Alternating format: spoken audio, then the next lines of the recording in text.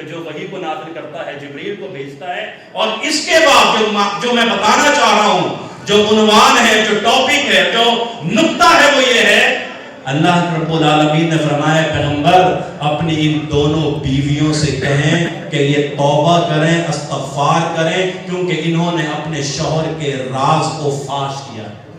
اللہ اکبر. سوچیں، مومنوں کی ماں، ام المومنین، ایک صدیق کی بیٹی ہیں، ایک فاروق کی بیٹی ہیں، اللہ کے رسول کی ازواج ہیں، لیکن اس سب کے باوجود، اتنے عالی مقام اور مرتبے کے باوجود، شوہر کے راز کو بیان کرنے کی وجہ سے اللہ نے کہا ان دونوں سے کہیے کہ توبہ کیجئے، استغفار کیجئے.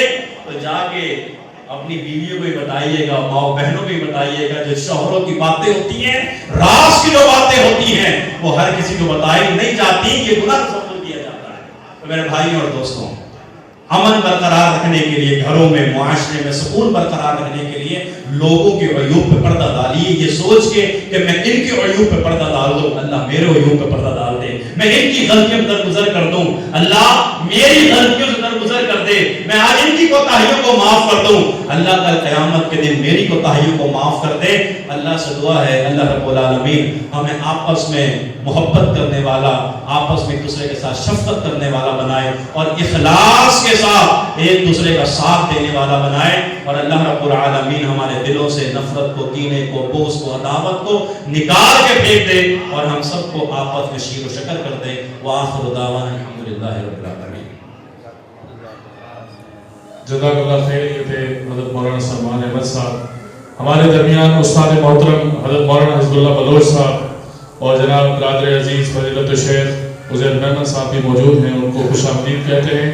اپنے آج کے مہمان خصوصی حضرت علامہ ڈاکٹر حافظ ابو یحییٰ نور پوری صاحب حفظہ اللہ تبارک و تعالیٰ سے گزارش کرتا ہوں کہ وہ آپ سے ہم کلام ہو. ڈاکٹر ابو یحییٰ نور پوری صاحب.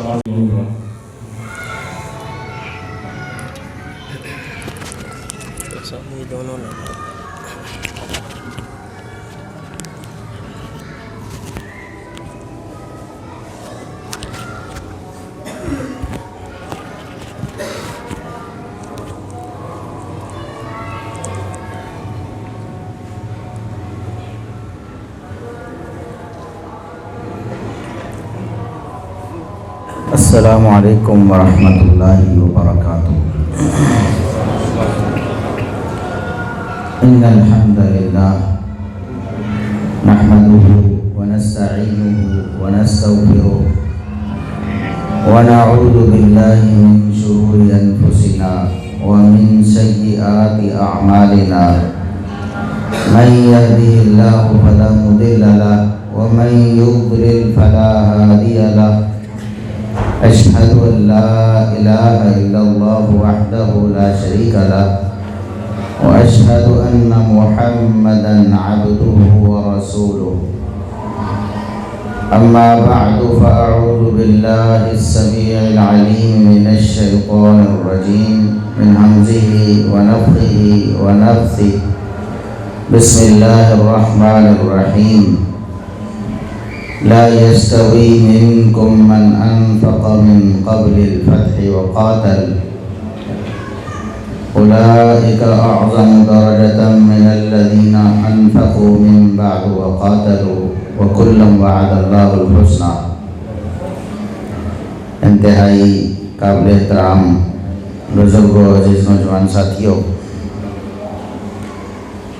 نبی کریم صلی اللہ علیہ وسلم کے صحابہ کرام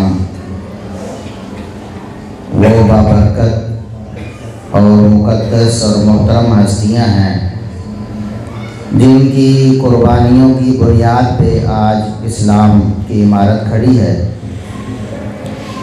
اگر صحابہ کرام رضوان اللہ علیہم اجمعین کی قربانیوں کو مائنس کر دیا جائے تو ہمارے پاس اسلام باقی نہیں بچتا.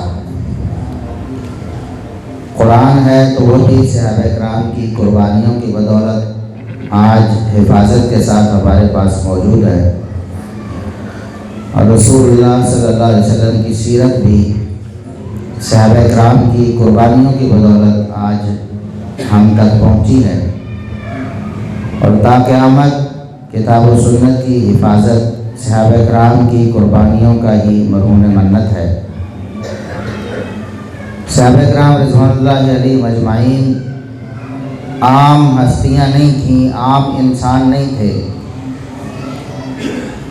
بلکہ جس طرح نبوت اور رسالت یہ منصب کسبی نہیں ہے، یعنی انسان اپنی محنت سے کوشش سے نبوت کا درجہ نہیں پا سکتا۔ کتنی بڑی عبادت، کتنی بڑی ریاضت، کتنی بڑی سخاوت کوئی انسان کرتا رہے اور اپنی کوشش اور محنت کی بنا پر چاہے کہ میں نبی اور رسول بن جاؤں، ایسا کبھی نہیں ہوا۔ یہ منصب وہبی ہے، اللہ رب العزت کی عطا ہے۔ اللہ رب العزت نے جن افراد کو منتخب کیا انہیں نبوت و رسالت سے سرفراز کیا۔ بالکل ایسے ہی شرف صحابیت بھی اللہ رب العزت کا عطا کردہ ہے۔ کسی انسان کے بس میں کبھی نہیں تھا کہ وہ اپنی کوشش اور محنت کے بل بوتے پہ صحابی بن جائے۔ سیدنا عبداللہ بن مسعود رضی اللہ عنہ وہ فرماتے ہیں کہ اللہ رب العزت نے اپنے بندوں، انسانوں، ان کے دلوں کو جانچا، پرکھا، ان کا امتحان لیا، تو اس کائنات کے انسانوں میں سے جو سب سے زیادہ مقدس دل والے تھے، پاک دل والے انسان تھے، اللہ رب العزت نے ان کو نبوت و رسالت سے سرفراز کیا، انہیں اپنا نبی اور رسول بنایا۔ نبی اور رسول اس کائنات کے انسانوں میں سے سب سے بہتر اور پاکیزہ دل والے لوگ تھے۔ محمد الرسول اللہ صلی اللہ علیہ وسلم تک نبیوں اور رسولوں کا انتخاب ہو گیا۔ پھر اللہ رب العزت نے انسانوں کے دلوں کو دوبارہ جانچا، کھنگالا، پرکھا۔ جن لوگوں کے دل انبیاء اور رسول کے دلوں کے بعد سب سے زیادہ پاکیزہ تھے، سب سے زیادہ خوبصورت تھے، سب سے زیادہ معطر تھے، اللہ رب العزت نے انہیں اپنے نبی محمد الرسول اللہ صلی اللہ علیہ وسلم کی صحابیت کے لیے منتخب فرمایا۔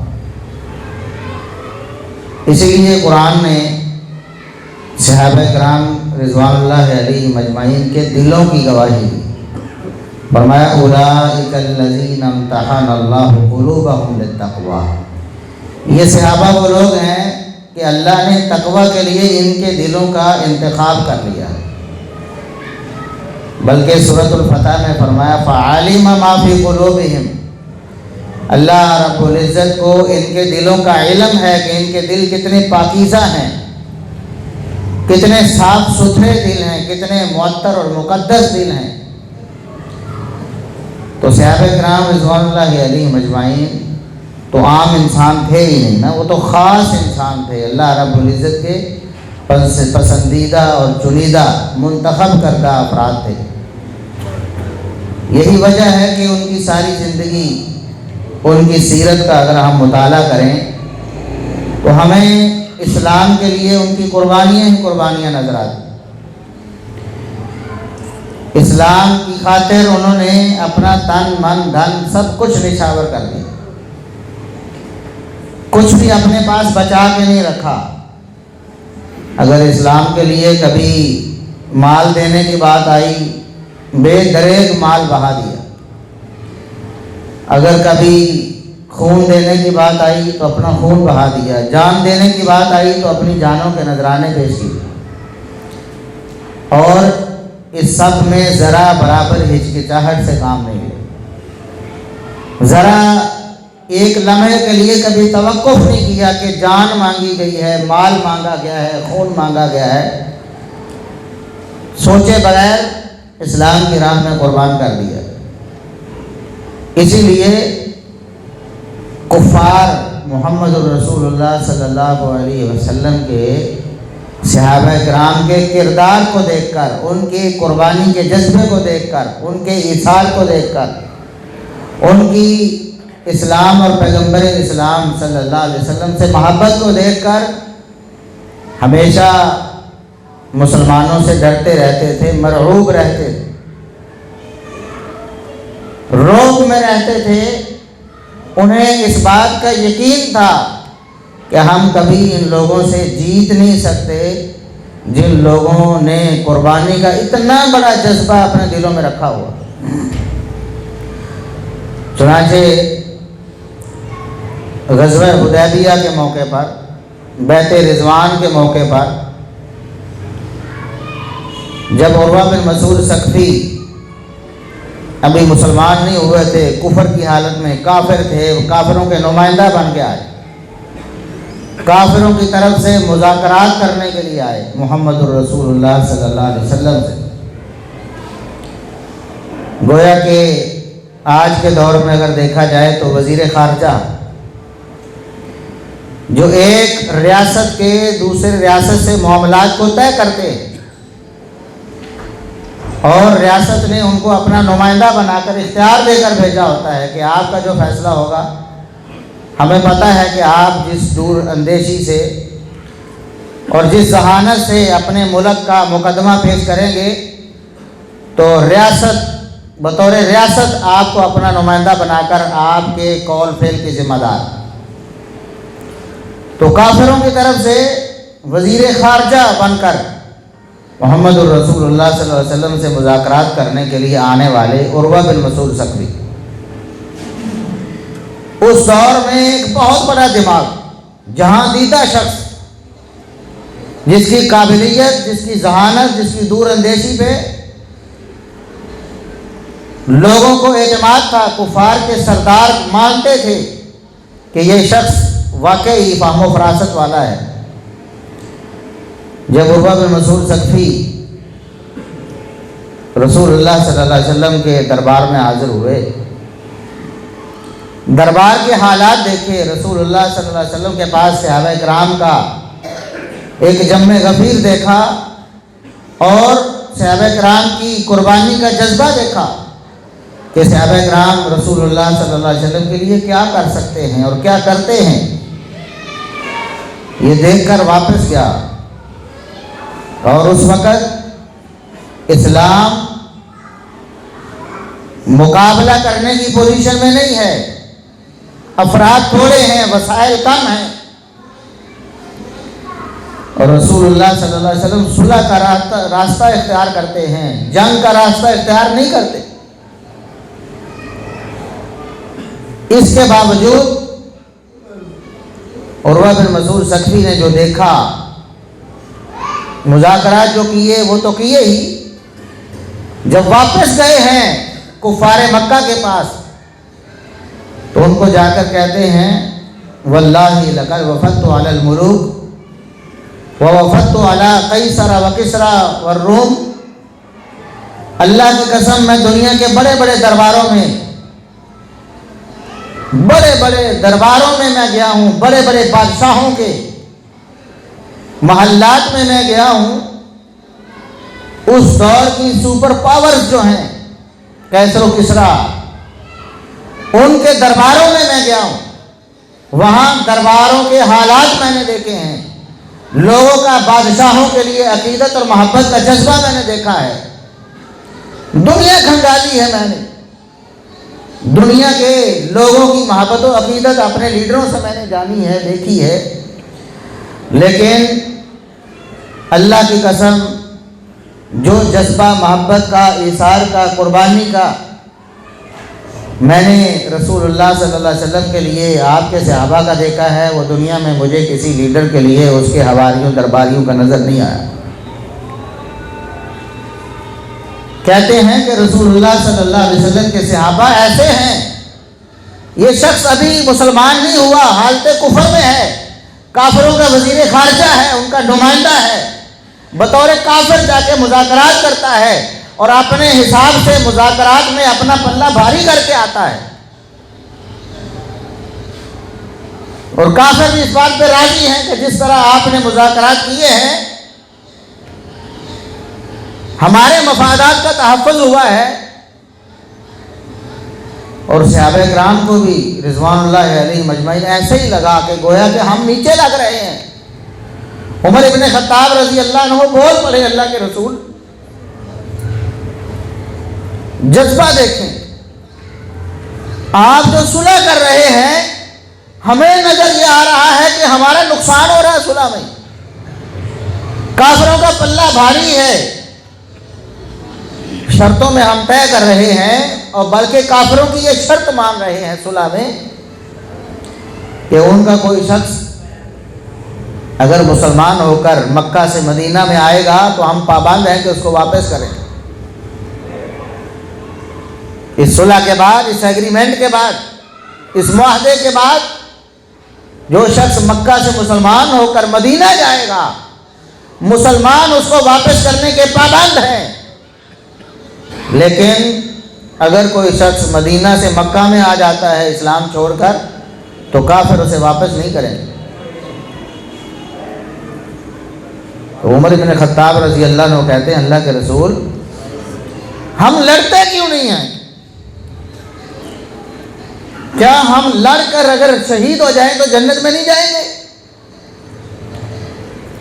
اس لڑائی میں کافر مریں گے تو جہنم میں جائیں گے، ہم نے تو جنت میں جانا ہے، ہم کیوں صلح میں بظاہر اپنے آپ کو نیچے کر رہے ہیں؟ اگر ان کی یہ شرط ہے تو ہم ماننے سے انکار کر دیں اور جہاد کریں، لڑیں اور مر جائیں، شہادت قبول کر کے جنت میں چلے جائیں۔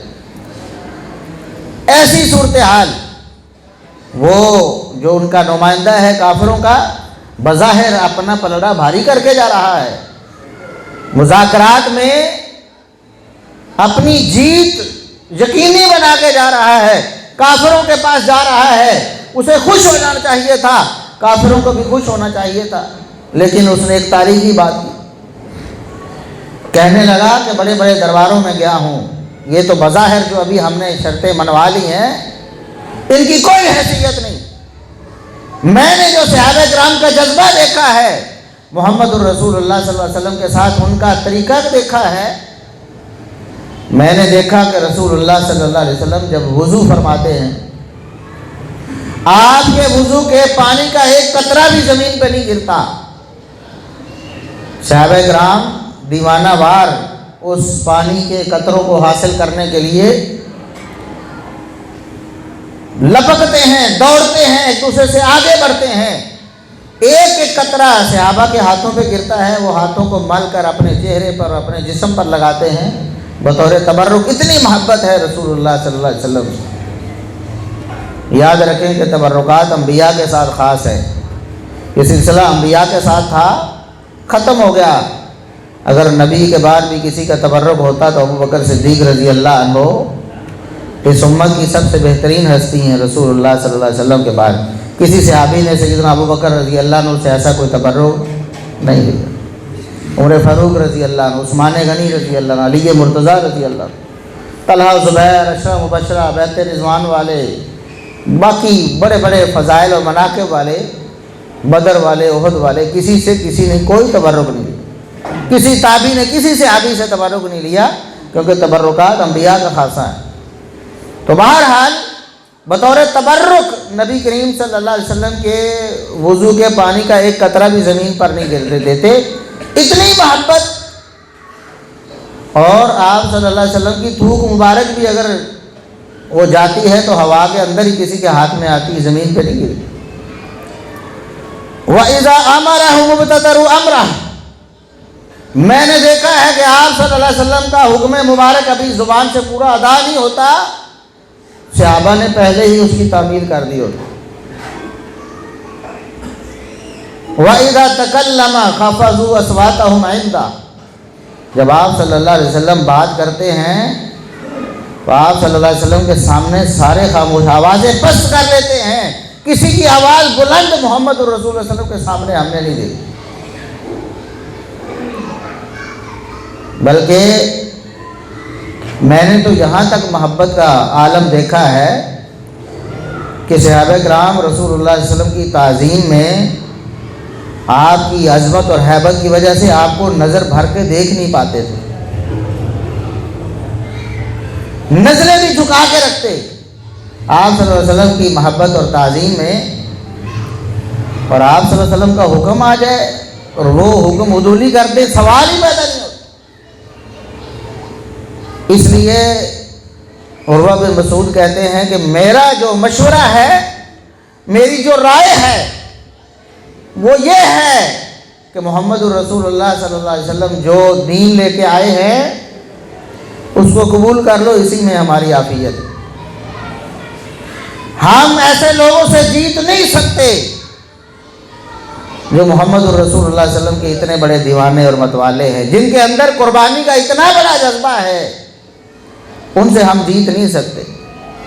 یہ صحابہ کرام کی قربانیوں اور ان کی محبت اور ان کے اثار کا یہ عالم تھا۔ اس وقت بھی کفار ان سے ڈرتے تھے جب وہ نہتے تھے، جب ان کے پاس طاقت نہیں تھی، جب ان کے پاس اسباب اور وسائل نہیں تھے، جب ان کے پاس سواریاں نہیں تھی، جب ان کے پاس تلواریں نہیں تھی، جب ان کے پاس افرادی قوت کم تھی، اس وقت بھی صحابہ کرام کے اس قربانی کے جذبے کی وجہ سے کفار تھر تھر کانپتے تھے۔ اس وقت بھی بڑے بڑے بادشاہ کہتے ہیں، نجاشی نے کہا تھا،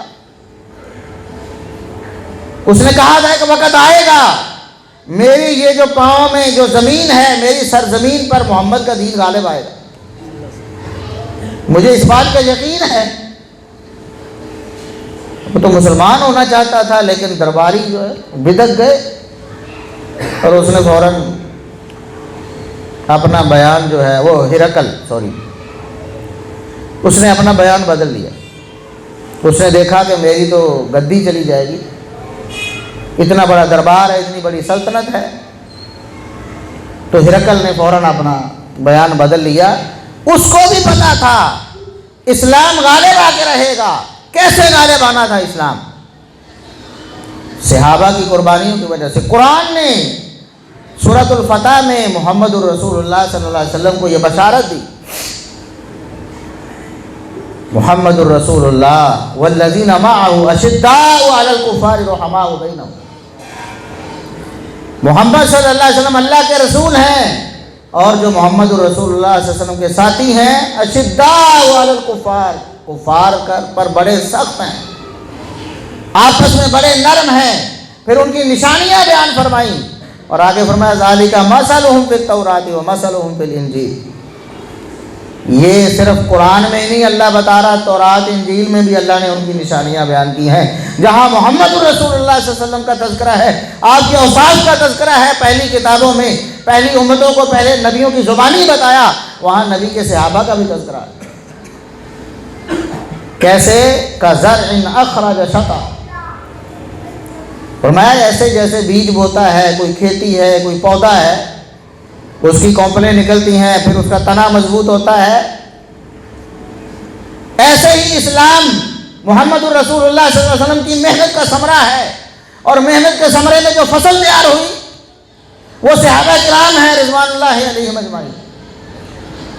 اور اللہ رب العزت نے صحابہ کرام کی فوج تیار کر کے لیغیظ بہم الکفار، کافروں کو اللہ رب العزت نے دکھ میں مبتلا کیا، کافر دکھی ہو گئے صحابہ کرام رضوان اللہ علیہم اجمعین کو دیکھ کر۔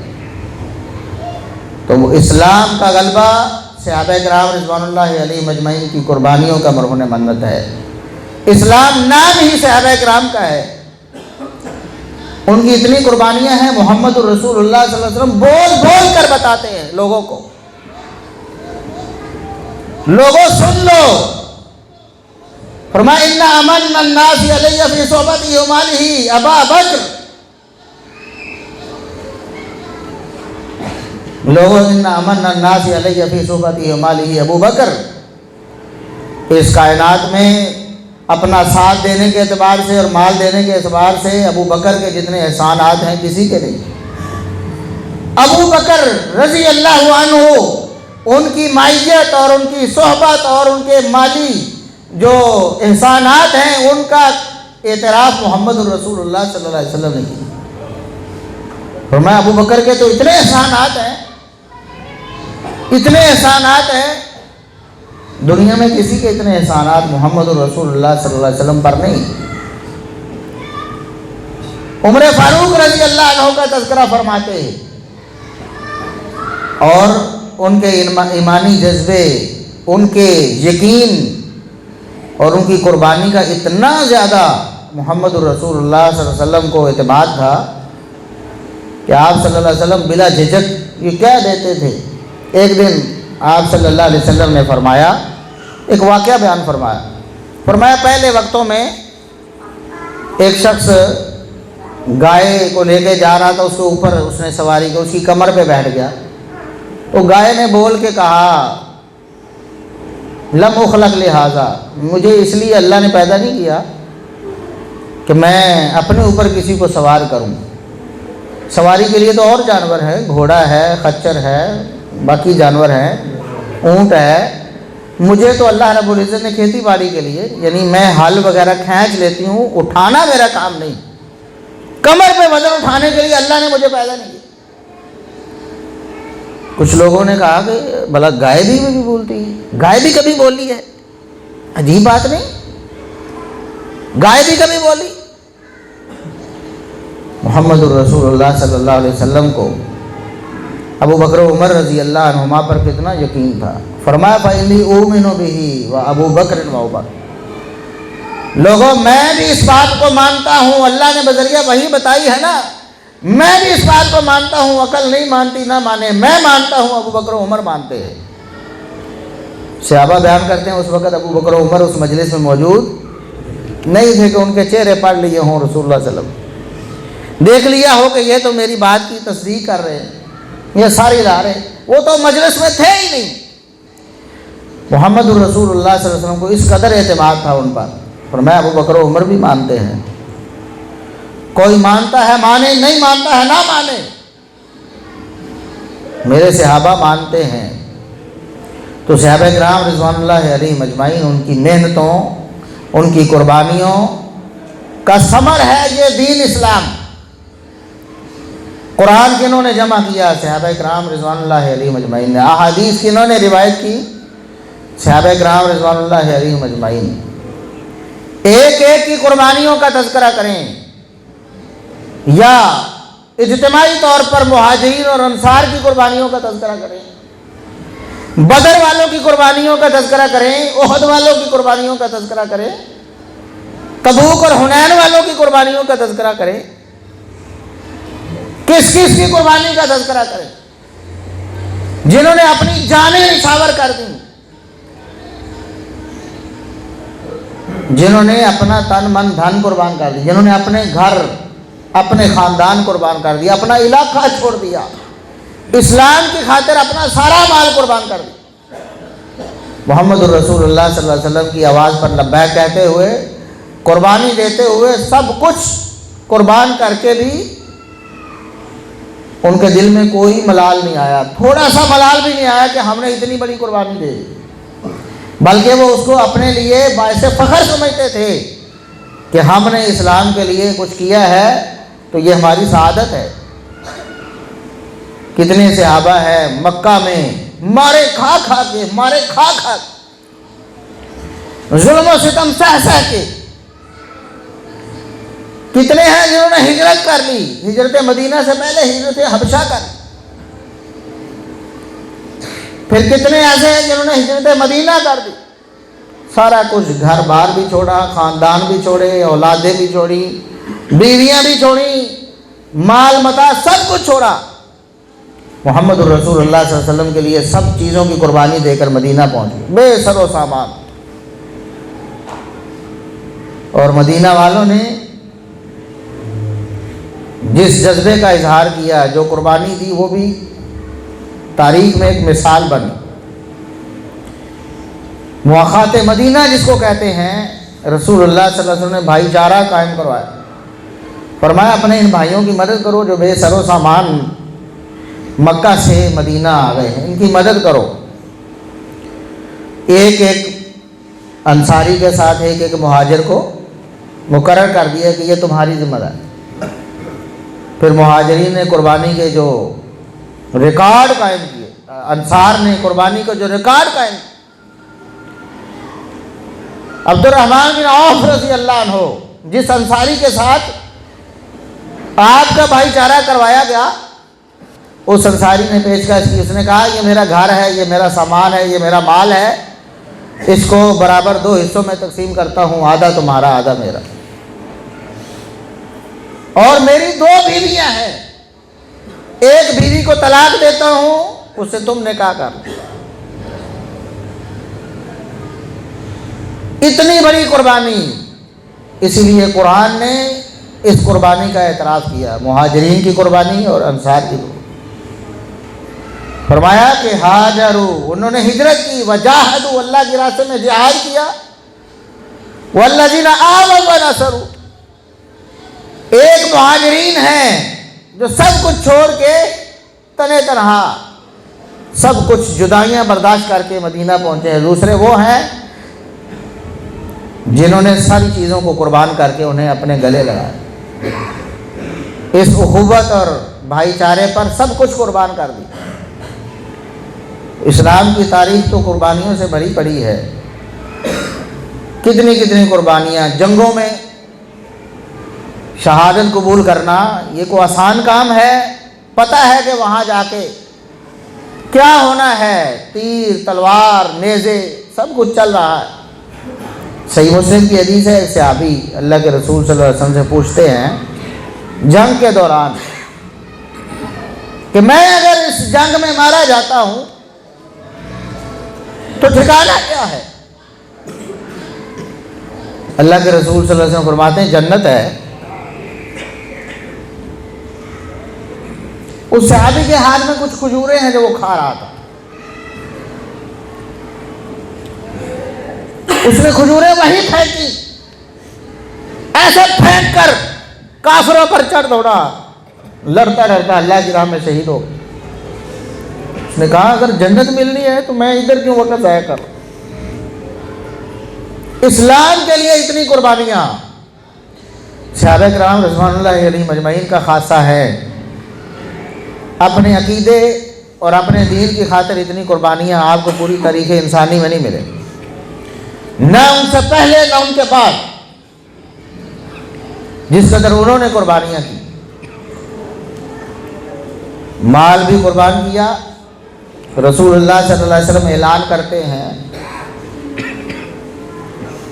کہ مدینے میں میٹھے پانی کا ایک ہی کنواں ہے، کون اسے مسلمانوں کے لیے وقف کرے؟ بڑا مہنگا ہے، ایک ہی کنواں ہے، یہودی کا ہے، مسلمانوں کے دشمن ہے، مسلمانوں کے لیے پانی کی بڑی تنگی ہے، بہت مہنگا ہے، بہت قیمتی ہے۔ عثمان بن عفان رضی اللہ عنہ نے قیمت نہیں دیکھی، کتنا میری کتنی جائیداد اس میں صرف ہوتی ہے، فرمایا میں کروں گا، کنواں خرید کر مسلمانوں کے لیے وقف کر۔ ایک موقع پر رسول اللہ صلی اللہ علیہ وسلم فرماتے ہیں کہ میرے صحابہ جنگ کرنی ہے، جنگ، لیکن حالات بڑے ٹائٹ ہیں، بہت ٹائٹ حالات ہیں، غربت ہے، فاقے ہیں، اسلحہ نہیں ہے، سواریاں نہیں ہیں، جنگ بھی لازمی کرنی ہے، اللہ کی راہ میں مال خرچ کرو، جو اس لشکر کو مسلح کرے گا، سواریاں اور اسلحہ دے گا، اس کے لیے جنت ہے۔ عثمان ابن عفان رضی اللہ عنہ نے اکیلے نے ہی سارے لشکر کی سواریاں اور اسلحے کا بندوبست کیا۔ آج کے دور میں پتہ نہیں کتنے کروڑ بنتے ہوں گے،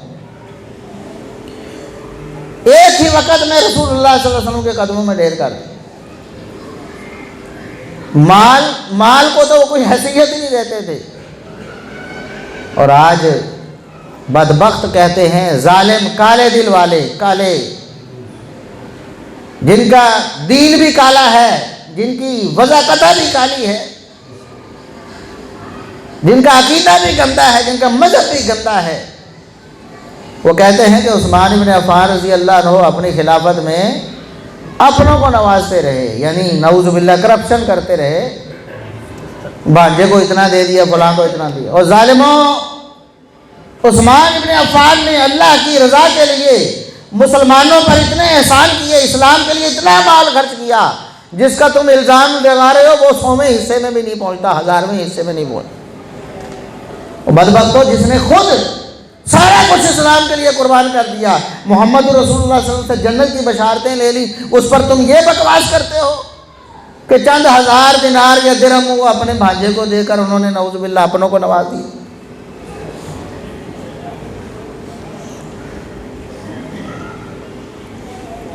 कुर्बानियों से भरी पड़ी है सहाबा की तारीख। फिर बदर में शरीक होने वाले सहाबा किराम रिज़वानुल्लाह अलैहिम अजमईन 313 हैं, उधर हज़ारों हैं। मुकाबला किया, न सिर्फ मुकाबला किया बल्कि बहादुरी के रिकॉर्ड कायम किए। अल्लाह रब्बुल इज़्ज़त ने फरमाया, मोहम्मद रसूलुल्लाह सल्लल्लाहु अलैहि वसल्लम ने बयान किया, लअल्लाह क़द तला अला अहले बद्र फ़क़ाल इअमलू मा शिअ्तुम फ़क़द वजबत लकुमुल जन्नह। फरमाया, जिस तरह का जज्बा तुमने दिखाया है, जिस तरह की कुर्बानियाँ पेश की हैं, जितने भी बदर में शामिल होने वाले सहाबा हैं, अल्लाह रब्बुल इज़्ज़त ने नज़र रहमत की है। फरमाया, जाओ आज के बाद जो मर्जी करते रहो, मैंने तुम्हें माफ़ कर दिया, जन्नत तुम्हारे लिए अलाट हो चुकी है, जाओ जो मर्जी करते रहो। और यही उस्मान इब्न अफ़्फ़ान के बारे में फरमाया, मा ज़र्रा उस्मान मा अमिल बाद लियो, आज के बाद उस्मान जो मर्जी करता रहे, अल्लाह ने उसका खाता क्लियर कर दिया। जो मर्जी करता रहे, तब भी अल्लाह रब्बुल इज़्ज़त की रज़ामंदी का और जन्नत का उससे सर्टिफिकेट मिल गया है।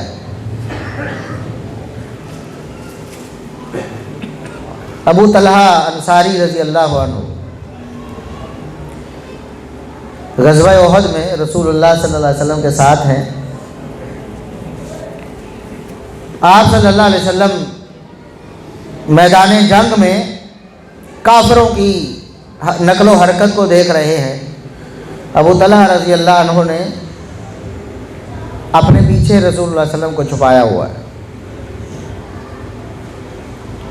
कि अगर काफिरों का कोई तीर आए तो अबू तलहा के सीने में लगे, मोहम्मद रसूलुल्लाह सल्लल्लाहु अलैहि वसल्लम को तकलीफ़ ना पहुँचे। और आप सल्लल्लाहु अलैहि वसल्लम, सही बुखारी की हदीस है, रसूलुल्लाह सल्लल्लाहु अलैहि वसल्लम ऐसे झांक झांक कर देखते हैं हालात का जायज़ा लेने के लिए, थोड़ा सा साइड पे होके देखते हैं कि काफिर क्या कर रहे हैं। अबू तलहा अंसारी रज़ी अल्लाह अन्हु अर्ज़ करते हैं, अल्लाह के रसूल ला तुशरिक, अपना जिस्म अतहर जो है वो मेरे सीने की ढाल से बाहर ना निकालें। नहरीदूना नहरिक, मेरे सीने को बतौर ढाल कबूल फरमाइए। आपके सीने अतहर के सामने मेरा सीना ढाल है, आप अपना जिसमें अतहर बाहर निकालें, कहीं ऐसा ना हो कि काफिरों का कोई तीर आपको लग जाए। मेरा सीना जो है तीर सहने के लिए। और रसूलुल्लाह सल्लल्लाहु अलैहि वसल्लम इस जांफशानी और बहादुरी का एतराफ़ करते हैं। जो भी शख्स वहाँ से गुजरता है, मुसलमानों में से कोई भी सहाबी तीर लेकर, तो अल्लाह के रसूल उसे फरमाते हैं, उनसुर हाल अबी तलहा, अल्लाह के बंदों अबू तलहा को दो। अबू तलहा जैसा तीर अंदाज कोई नहीं है, अबू तलहा को दो। इन तीरों को सही और इन नेज़ों को सही तरह से अबू तलहा इस्तेमाल कर सकते हैं। कुर्बानियों की दास्तानें हैं रसूलुल्लाह सल्लल्लाहु अलैहि वसल्लम के लिए, इस्लाम के लिए, अल्लाह के लिए, अल्लाह के दीन के लिए, अल्लाह के दीन के गलबे के लिए। वो कहते हैं ना, दश्त तो दश्त हैं, सहरा भी ना छोड़े हमने, बहरे जुल्मात में दौड़ा दिए घोड़े हमने। ये असल में सहाबा किराम हैं। रसूलुल्लाह सल्लल्लाहु अलैहि वसल्लम ने फरमाया, अव्वलु जैश मिन उम्मती यग़ज़ून अल-बहर क़दौजबू, पहला वो लश्कर जो ग़ज़वा बाहर करेगा, उन्होंने भी अपनी जन्नत अलाट करवा ली है। उनकी जन्नत तो अल्लाह ने पहले ही लिख दी है, अलाटमेंट हो चुकी है। ग़ज़वा बाहर क्या है जानते हैं? ग़ज़वा बाहर क्या है? समंदर पार करके एक बर्रे आज़म से इस्लाम के झंडे को दूसरे बर्रे आज़मों तक पहुंचाना, इसे ग़ज़वा बाहर कहते हैं। जान जोखों में डाली, कुर्बानियां दी, इस्लाम के गलबे के लिए समुद्रों में कूद गए। दरियाओं में नहीं, समुद्रों में कूद गए। कई कई बर्रे आजम उन्होंने छान मारे, एक बर्रे आजम से लेकर दूसरे बर्रे आजम तक इस्लाम का झंडा वहां जाके गाड़ा। इसलिए तो दीन के जो दुश्मन हैं, इस्लाम के दुश्मन हैं, वो सहाबा किराम के दुश्मन हैं। आपको पता है ये जो बहरे जुल्मात में घोड़े किसने दौड़ाए थे? गज़वा बहर किसने किया था? इस्लाम को एक बर्रे आजम से निकाल के आलमी मजहब किसने बनाया था? कमांडर इन चीफ कौन था उस गज़वे का? वो है सैयदना मुआविया बिन अबी सुफियान रज़ी अल्लाह अन्हु। इसलिए जो दुश्मन भौंकते हैं, इस्लाम के दुश्मन, इस्लाम के दुश्मन भौंकते हैं उन पर। कारनामा इतना बड़ा है, थोड़ी बात है। एक बर्रे आजम से निकालना और समुद्रों के सीने चाक करके दूसरे बर्रे आजम तक पहुंचना और इस्लाम के झंडे वहां गाड़ना और मोहम्मद रसूलुल्लाह सल्लल्लाहु अलैहि वसल्लम से बशारतें पाना कि कद औजबू, उन्होंने जन्नत अलाट करवा ली। इस्लाम की तारीख सहाबा की कुर्बानियों के बगैर है ही नहीं। इस्लाम ही नहीं, इस सहाबा की कुर्बानियों के बगैर इस्लाम ही नहीं। ख़त्म नबूवत के लिए सहाबा किराम ने अपनी जानें कुर्बान की। रसूलुल्लाह सल्लल्लाहु अलैहि वसल्लम की दुनिया से जाने के बाद फितना खड़ा हुआ ख़त्म नबूवत पे डाके का। जंगे यमामा हुई, मुसैलमा कज़्ज़ाब का मुकाबला किया गया, उसके लश्कर को तहे तेज किया गया। और याद रखें उस एक जंग में सहाबा किराम की इतनी तादाद शहीद हुई, ख़त्म नबूवत की खातिर इतनी कुर्बानियाँ दी कि पूरे दौरे नबूवत में जितनी जंगें हुई सब जंगों के शहीद सहाबा किराम को मिलाए तो उतनी तादाद नहीं मिलती जितनी इस एक गज़वे में सहाबा किराम ने कुर्बानियाँ दी मोहम्मद रसूलुल्लाह सल्लल्लाहु अलैहि वसल्लम की ख़त्म नबूवत की खातिर। सहाबा किराम को सोचना पड़ा, मशवरे के लिए बैठना पड़ा। उमर इब्न खत्ताब रज़ी अल्लाह अन्हु मशवरा देते हैं अबू बकर सिद्दीक़ रज़ी अल्लाह अन्हु को कि कुरान करीम सहाबा के सीनों में महफूज है, बहुत से हुफ़ाज़ सहाबा किराम हैं, तो कुरान करीम को दो गत्तों के दरमियान जमा कर दिया जाए।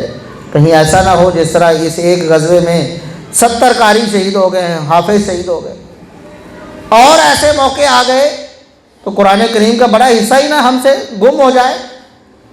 लिहाजा इसकी हिफाजत की खातिर इसको जमा कर लेना चाहिए। ऐसी कुर्बानियों से इस्लाम आज तक महफूज है और हमारे पास बिल्कुल सही तरीके से पहुंचा है कि लैलुहा का नहारिहा सवा, दिन रात बराबर है। किसी किस्म का कोई भाव न कुरान के हवाले से, न रसूलुल्लाह सल्लल्लाहु अलैहि वसल्लम की सुन्नत के हवाले से, न कुरान के हवाले से, न हदीस के हवाले से, न आप सल्लल्लाहु अलैहि वसल्लम की सीरत के हवाले से। आप सल्लल्लाहु अलैहि वसल्लम की एक एक अदा दुनिया की तारीख में ऐसी कोई मिसाल ही नहीं।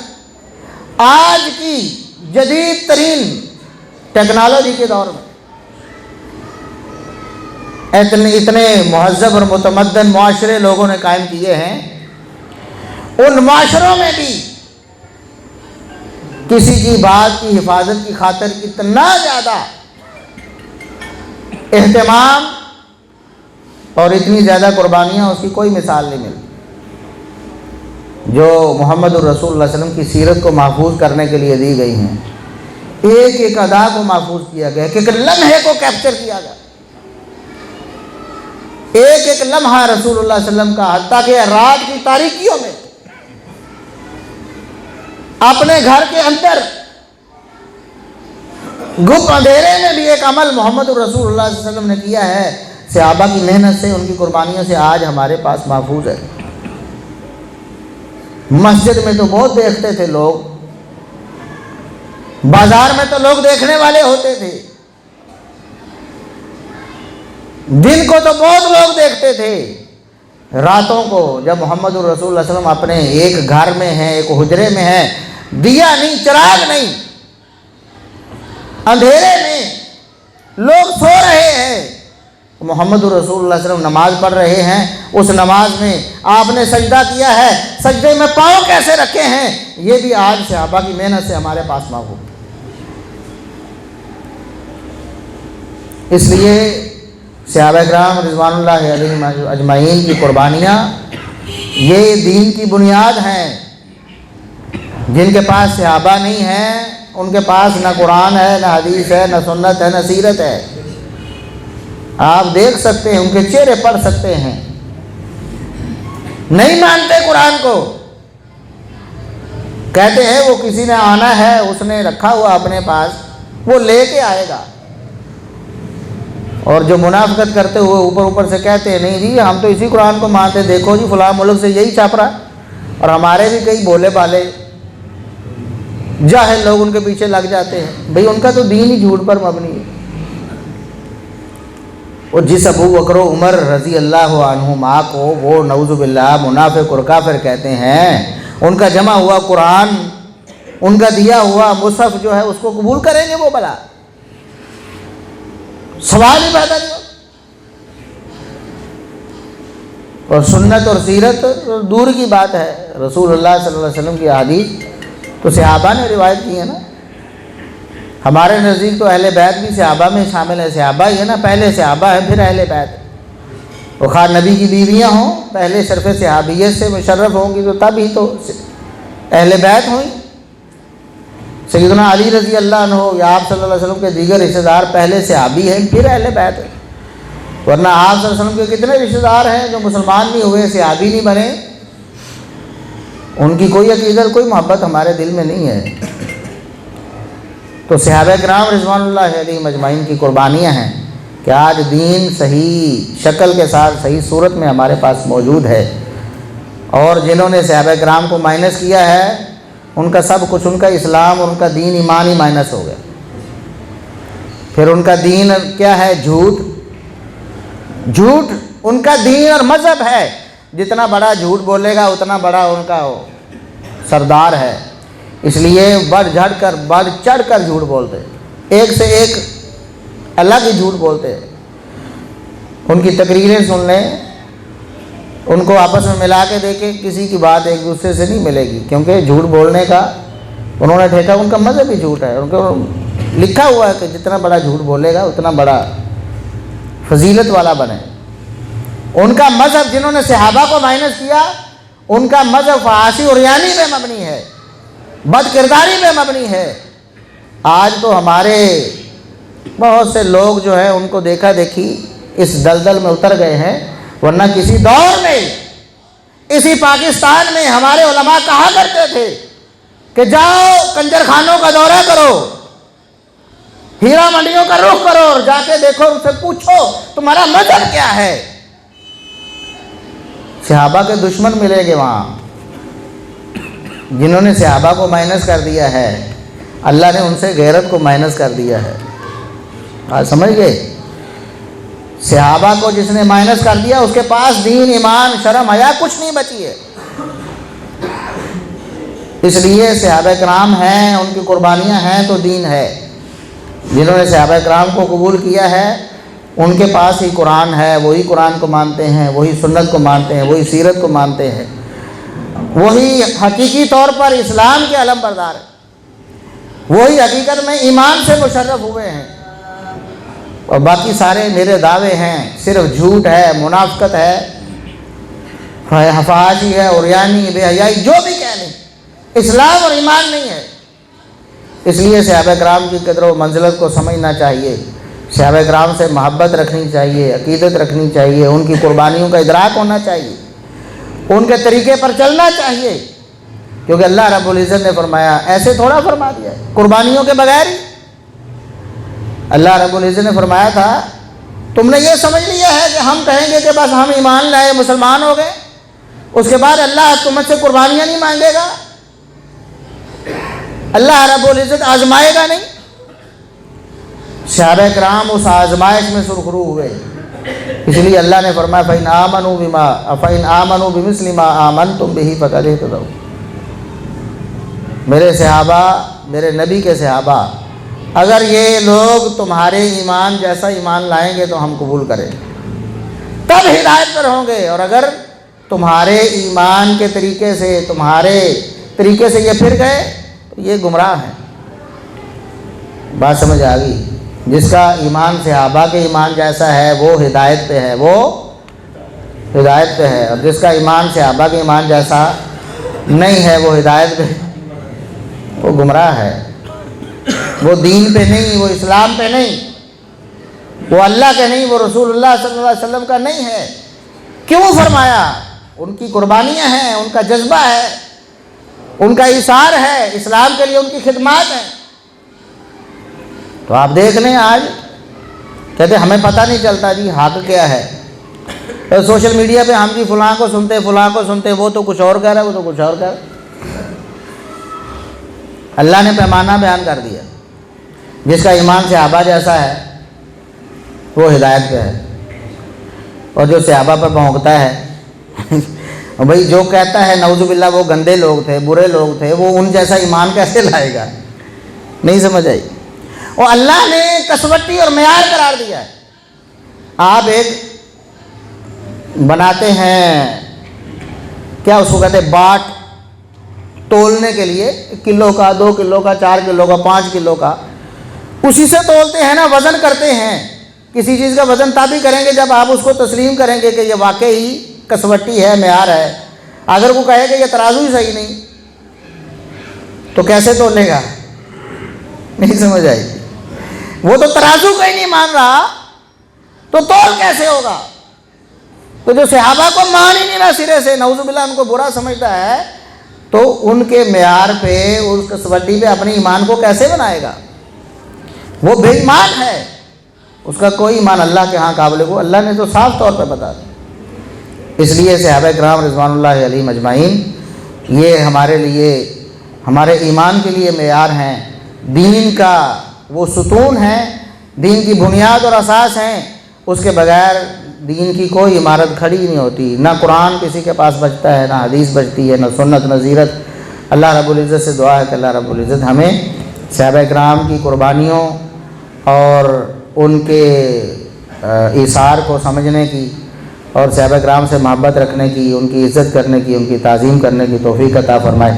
اللہ رب العزت ہمیں دنیا میں جب تک ہم زندہ ہیں صحابہ کرام کی محبت اور تعظیم پر زندہ رکھے، اور اللہ رب العزت ہمیں صحابہ کی محبت میں شہادت کی موت دے، اور اللہ رب العزت قیامت کے دن انہی مقدس ہستیوں کے ساتھ ہمارا حشر کرے۔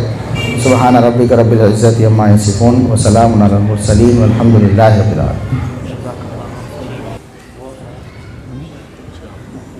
وَإِلَٰهُكُمْ إِلَٰهٌ وَاحِدٌ لَا إِلَٰهَ إِلَّا هُوَ الرَّحْمَٰنُ الرَّحِيمُ اللهم إنا نسألك بأن لك الحمد لا إله إلا أنت الحنان والمنان يا بديع السماوات والأرض يا ذا الجلال والإكرام اللهم صل على محمد وعلى آل محمد كما صليت على إبراهيم وعلى آل إبراهيم إنك حميد مجيد اللهم بارك على محمد وعلى آل محمد كما باركت على إبراهيم وعلى آل إبراهيم إنك حميد مجيد اللهم ربنا ظلمنا أنفسنا وإن لم تغفر لنا وترحمنا لنكونن من الخاسرين اللهم ربنا آتنا في الدنيا حسنة وفي الآخرة حسنة وقنا عذاب النار اللهم ربنا هب لنا من أزواجنا وذرياتنا قرة أعين واجعلنا للمتقين إماما اللهم يا شافي الأمراض اشف مرضانا ومرضى المسلمين اللهم يا قاضي الحاجات اقضي حاجاتنا وحاجات المسلمين